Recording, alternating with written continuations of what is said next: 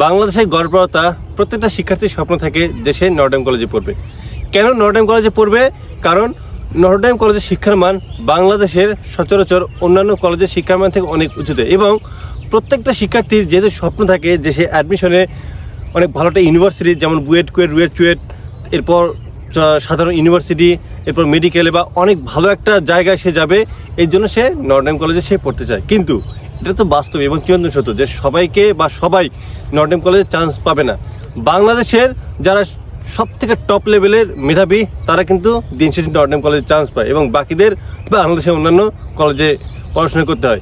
So তোমরা যারা first ইয়ারে আসো তাদের মধ্যে অনেকটা আফসোস এখন কাজ করতেছে যে আমি যদি নটরডেম কলেজে চান্স পাইতাম তাহলে হয়তো আমি মেডিকেলে, বুয়েটে বা একদম ফাটিয়ে ফেলতাম। এবং আমরা কিন্তু এটাই দেখি যে বাংলাদেশের প্রত্যেকটা বছর অ্যাডমিশন সিজনে বুয়েট, মেডিকেল, ঢাকা ইউনিভার্সিটি, অন্যান্য যে কোনো জায়গায় বাংলাদেশের যে কোনো একটা পরীক্ষায় আপনার নটরডেম কলেজ থেকে ফার্স্ট, সেকেন্ড, থার্ড থাকবেই, এবং তাদের পড়াশোনার মানটা এভাবেই তৈরি করা হয়। আজকে আমি একটা স্টোরি বলবো এই নটরডেম কলেজ নিয়ে। আমার এলাকায় এবার প্রথমবারের মতো নটরডেম কলেজে দুজন পড়াশোনা করতেছে। তারা এইচএসসি পরীক্ষা দিয়েছে এবং তারা দুজনেই গোল্ডেন 5 পেয়েছে। তো আমি এটা অনেক আগে থেকে চিন্তা ভাবনা করেছি যে আমরা সবাই জানি যে নটরডেম কলেজে পড়াশোনা করলে সে বুয়েট না হলেও রুয়েট, কুয়েট, চুয়েট অথবা ঢাকা ইউনিভার্সিটি, এছাড়াও বা ওটা না হলেও মেডিকেল বা যে কোনো একটা জায়গায় কোনো না কোনোভাবে সে চান্স হবে।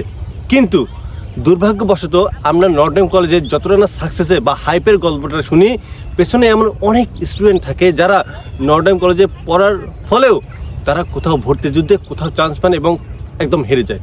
ঠিক তেমনই আমাদের এলাকায় দুজন যে নটরডেম কলেজে পড়ে তারা এখন পর্যন্ত কোথাও চান্স পায়নি। অর্থাৎ বাংলাদেশে মোটামুটি বলা যায় যে 80% পরীক্ষা শেষ হয়ে গেছে। এখন শুধু সামনে জিএসটি গুচ্ছ পরীক্ষাটা আছে, আইওটি পরীক্ষা আছে, বা এরকম কয়েকটা পরীক্ষা থাকতে পারে। সো মেইন জায়গায় পরীক্ষা কিন্তু শেষ, তারা এখন কোথাও চান্স পায়নি। এখন হবে কিনা সেটা আল্লাহ তাআলা ভালো জানে ভবিষ্যতে। বাট আমরা নটরডেম কলেজে যেভাবে হাইপে তুলি, বিষয়টা কিন্তু এমনটাও নয় যে যারা ওখানে পড়াশোনা করে তারা একদম ফাটিয়ে ফেলে। আমার এখানে একটা গ্রামের বাড়ির পাশে একটা সরকারি কলেজ আছে, একটা উপজেলা সরকারি কলেজ। তো সেখানেও কিন্তু অনেক শিক্ষার্থী পড়াশোনা করে, কিন্তু ওখানকার শিক্ষামান যে খুব যে খারাপ এমনটা নয়, মোটামুটি। তবে নটরডেম কলেজ থেকে অনেক কম, এটা আমি ইনশিওর দিয়ে বলতে পারি। আচ্ছা, সো ওই জায়গা থেকে একটা ছেলে এবার বুটেক্সে, এরপর হচ্ছে বাংলাদেশ কৃষি বিশ্ববিদ্যালয়, জাহাঙ্গীরনগর ইত্যাদি, এছাড়া অনেক ইউনিভার্সিটিতে সে চান্স পেয়েছে। দেখুন, একটা গ্রাম থেকে একটা ছেলে একটা ছোটোখাটো একটা কলেজে পড়াশোনা করে সে অনেক ভালো চান্স পেয়েছে, অথচ ঢাকার বুকে থেকে নটরডেম কলেজে পড়াশোনা করার ফলেও দুটি স্টুডেন্ট এখন পর্যন্ত কোথাও চান্স পায়নি। দেখুন, এটা স্বাভাবিক যে যারা নটরডেম কলেজে পড়ে তারা অনেক অ্যাডভান্স, তারা অনেক এগিয়ে থাকে। যারা অন্যান্য কলেজে পড়ে, বিশেষ করে গ্রাম অঞ্চলে, তারা অনেক পিছিয়ে থাকে। এটা স্বাভাবিক, এটা মানতে হবে। কিন্তু তাই বলে তুমি যে এটাকে সবসময় হাল ছেড়ে দিবা যে আমার দ্বারা কোনটাই সম্ভব না, আমার দ্বারা হয়তো কোনটাই চান্স পাওয়া সম্ভব না, এটা তুমি কখনো মনে করবা না। দেখো, এখন কিন্তু বর্তমানে অনলাইন ইন্টারনেট যুগ। এখন তুমি চাইলে যে কোনো একটা ইনফরমেশন তুমি গুগলের মাধ্যমে বা চ্যাট জিপিটি বা জেমিনির মাধ্যমে যে কোনো তথ্য তুমি নিতে পারো। তুমি ইউটিউবের লেকচার দেখে তোমার অনেক কভার হয়ে যায়। সো এটা নিয়ে আসলে টেনশন কোনো করার কিছু নেই যে আমি হোলি ক্রসে কেন পড়তে পারিনি, আমি নটরডেম কলেজে কেন, সেন্ট জোসেফ কেন, টপ লেভেলের ইউনিভার্সিটিতে আমি টপ লেভেলের কলেজে আমি পড়াশোনা করতে পারিনি, এটা নিয়ে মন খারাপ করার কিছু নেই। দেখো, তুমি চান্স পাওনি যে কোনো কারণেই হোক, তোমার অজুহাত কেউ শুনবে না বা কেউ শোনার জন্য বসে নেই।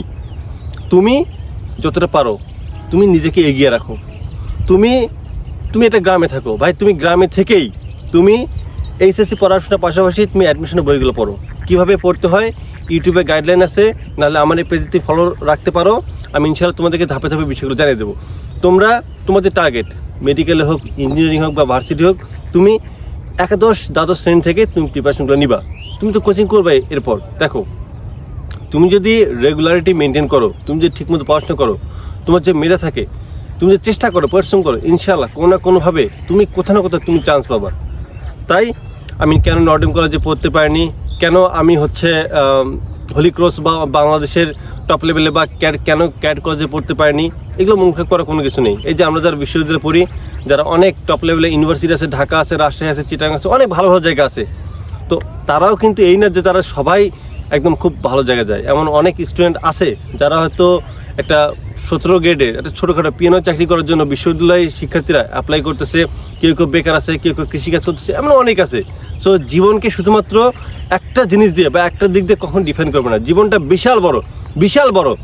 জীবনটা যদি সমুদ্রের মতো হয়, তো সমুদ্রের এক ফোঁটা পানিটা হচ্ছে তোমার যে কোনো একটা স্বপ্ন যদি নষ্ট হয়ে যায়।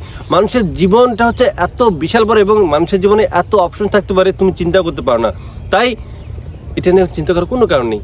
আমি ইঞ্জিনিয়ারিংয়ে পড়েছি, কন্টিনিউ করতে পারিনি, মেডিকেল চান্স পেয়েছি, সেখানে পড়তে পারিনি।